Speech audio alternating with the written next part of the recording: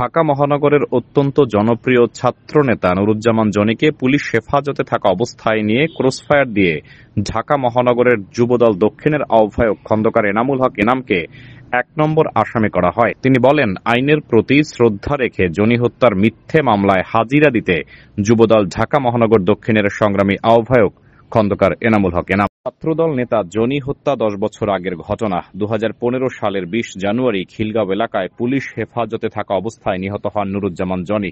তিনি আরো বলেন, আজকে মামলার নিষ্পত্তি হওয়ার কথা ছিল। মহামান্য আদালত আরেকটু পর্যবেক্ষণ করার জন্য ২৯ তারিখে এই মামলার পরবর্তী শুনানির সময় নির্ধারণ করেছেন। ফ্যাসিস্ট হাসিনার আমলে পরিবারের পক্ষ থেকে মামলা গ্রহণ না করায় পরবর্তীতে প্রকৃত আসামিদের বিরুদ্ধে একটি মামলা দায়ের করা হয়। স্টাফ রিপোর্টার রেজাউল ইসলাম শাওনের তথ্যচিত্রে বিস্তারিত। ক্যামেরায় ছিলেন ইমাম হোসেন। মিথ্যা বানোয়াট মামলা, আমার সহযোদ্ধাকে হত্যা করে তৎসময় খিলগাঁও থানা ছাত্রদলের সাবেক সাধারণ সম্পাদক, ঢাকা মহানগরের অত্যন্ত জনপ্রিয় ছাত্রনেতা নুরুজ্জামান জনিকে তারা নিয়ে ক্রসফায়ার দিয়ে আমাকে ১ নম্বর আসামি করা হয়। সেই মামলাতে আমরা আইনের প্রতি শ্রদ্ধাশীল হয়ে দীর্ঘ ১ বছর, বিগত হাসিনা মুক্ত এই ১ বছর আমরা আইনের প্রতি শ্রদ্ধাশীল হয়ে যে যখন যে ফর্মালিটি মেনটেন করতে বলছে সেভাবেই করে যাচ্ছি। এবং যে পুলিশ সাক্ষী যারা, তারাও এসে বলতেছে যে আমরা এই ঘটনা দেখি নাই, আমাদেরকে জোর করে আমাদের কাছ থেকে স্বাক্ষর নিচ্ছে, আমরা জানি না। এরপরেও এই বিলম্বিত হচ্ছে, জানি না কী কারণে বিলম্বিত হচ্ছে।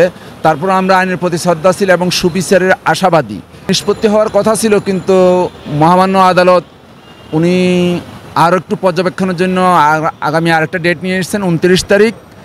কিন্তু এই মামলাটা পরিবারের পক্ষ থেকে যারা আমাদেরকে আসামি করছে তাদের বিরুদ্ধে একটা মামলা হয়েছে। তারপরেও এই একই মামলার সাথে আরও ২টা মামলা রিলেটেড ছিল, ওই ২টা মামলা থেকে আমাকে অব্যাহতি দেওয়া হয়েছে।